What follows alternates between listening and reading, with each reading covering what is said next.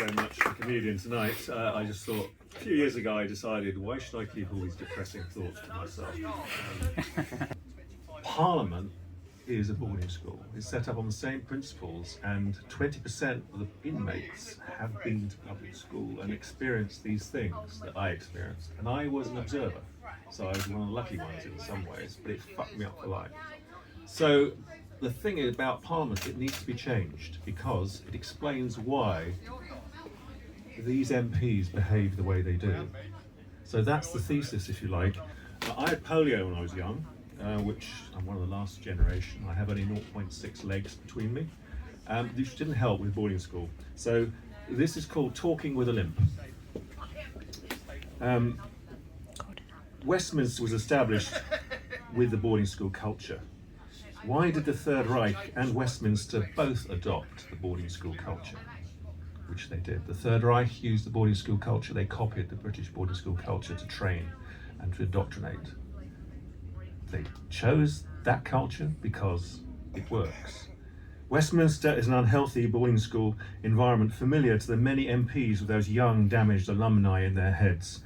Consequently, they're often empathectomised adults incapable of caring about anyone outside their group.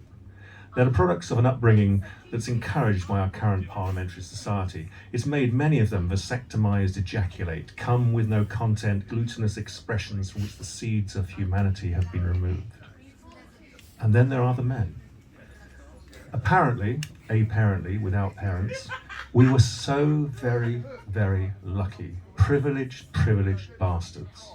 King Charles on Gordonstoun, a prison sentence, Colditz in kilts. Our parliamentary culture must be changed. Does anyone else here have a voice in their head? Yes. Any of you don't think you do, because what happened is I said, anyone here got a voice in their head? In your head, you went, do I have a voice in my head? Yes or no, you know? So you're all doomed. I have the voice of a damaged 12-year-old boy in my head. His needs have influenced my decisions and the way I've lived my life. His needs were forged on the anvil of the boarding school society in which he was incarcerated. It was the waterboarding of a child, with the boarding but without the water. A happy, outgoing 11-year-old arrived at the school, but he was an outsider who didn't know the rules and was ostracised 24/7 with no escape for 7 years. He had 0 friends from age 11 to age 18, and his parents had gone abroad. Try to imagine having 0 friends at that age. You can't. I lived through it and I still can't imagine it. It's hard to recover from the effects of being rejected by everyone you know every day for year after formative year. They fucked me up for life. My earliest poem, age 12, never mind. If I wasn't sentient, I wouldn't be here to mind. The fact that I had polio didn't help. The boy who walked with a limp became the adult who talks with a limp in response to the needs of the boy in his head. The boy who sometimes breaks through like a dead child in a seance. The boarding school bullying system fucked up a twig-legged polio boy, and now those bullies run the country. But we elected them. What the fuck were we thinking? In space, no one can hear you scream. In boarding school, no one must hear you scream or whimper or even cry very softly at night for fear of being cut from the herd and culled. He installed a mind app to prevent any reaction to all comments and to all bullying, and a version of that app is still running. Imagine the lengths to which a seriously etoned government minister embedded in the Westminster boarding school would go to avoid feelings like those.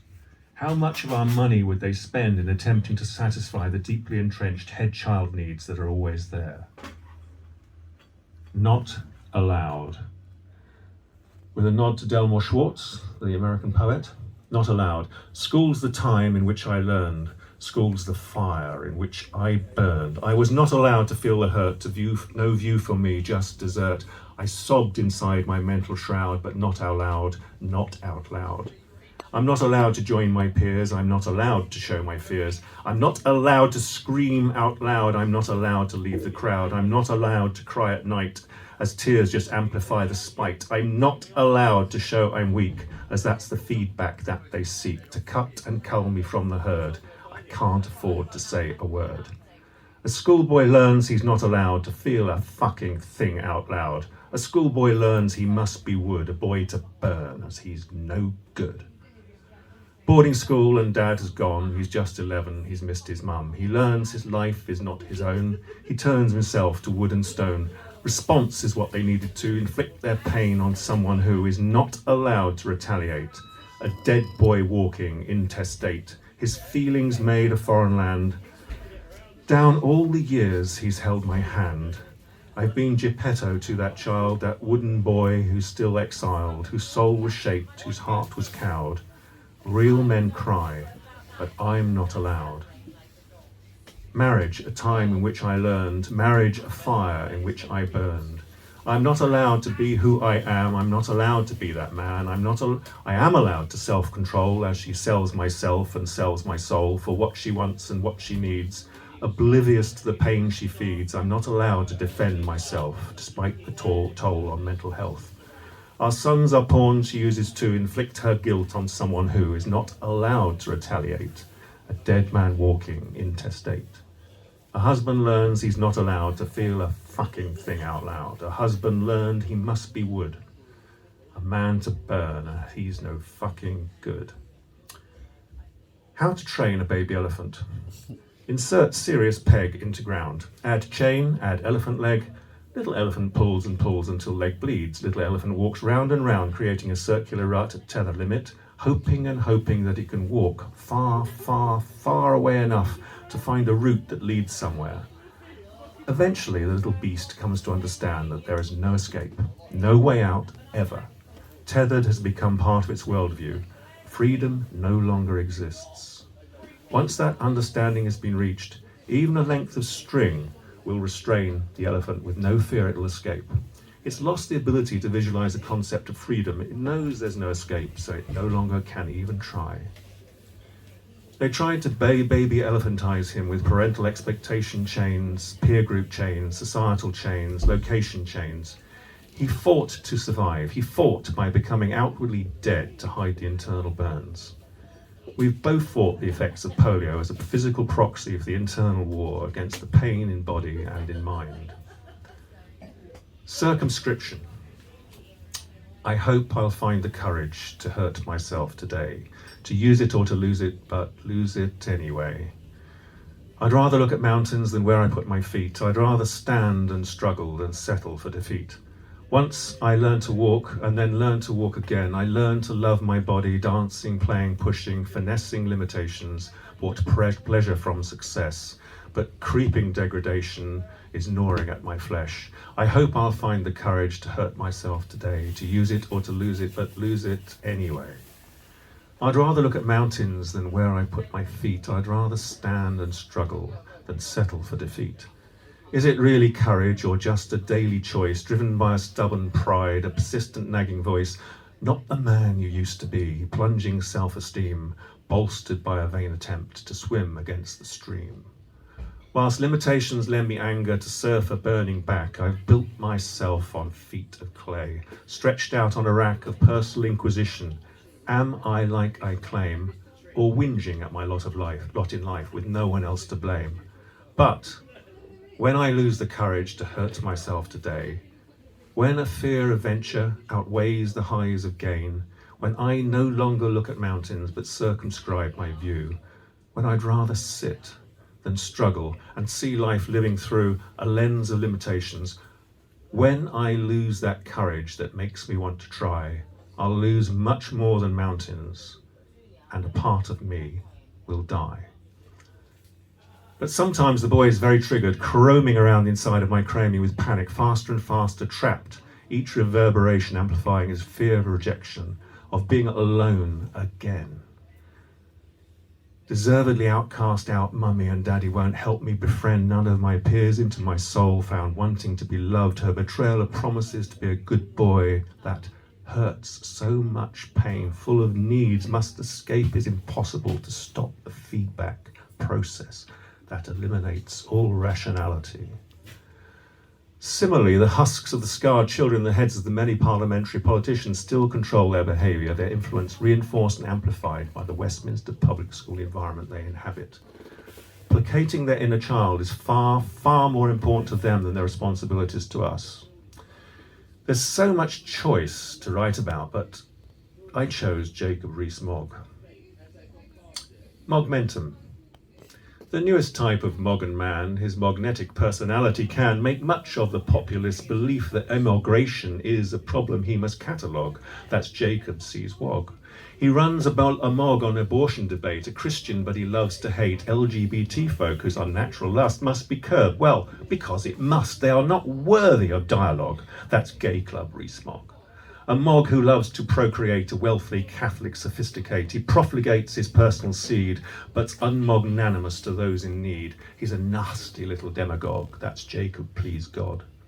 He feels his wealth is only fair. Offshore schemes are places where worthy Christians can put away ill-gotten gain so they can say, you're just a prole, an underdog. That's Jacob Rees-Mogg.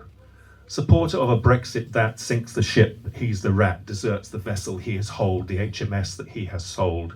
His silver ducats and affront, that's Judas Rees-Cunt. Whips are licensed bullies approved by the House to keep discipline by harvesting weaknesses, sexual predelications, and using the threat of revelation to herd their charges into the pens of their choosing. This encourages collusion and corruption, as reporting to the police would dilute their ability to control behaviour. Blackmail is an emergent property of this system. Telling is a serious crime in schools. Boarding school, the gift that keeps on giving. A hook for all my fears. Youthful age, your peers, your nation, alone I long to join a tribe, opened up on intimation of fleeting feelings of contact made, knowing deep it's all in vain, betrayed, betrayed, betrayed.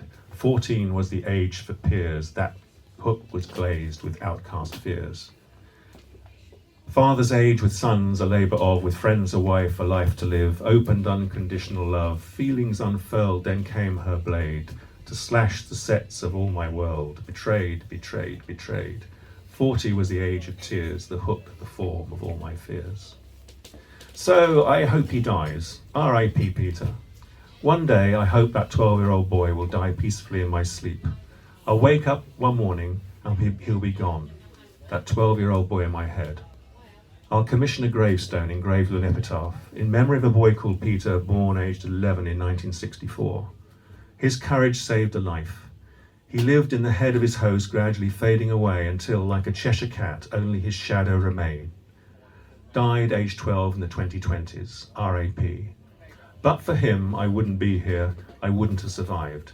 He created an alternate persona who could endure the purgatory of public school. He psychologically self-harmed, cutting his feelings to protect his soul with thickening scar tissue. It worked.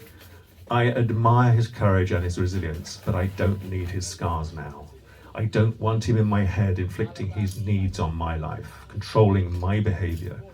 For the last few years, he's been connected to an intravenous insight drip that's gradually putting him to sleep. Some nights, I sit by his bedside, holding his hand and wishing he was dead.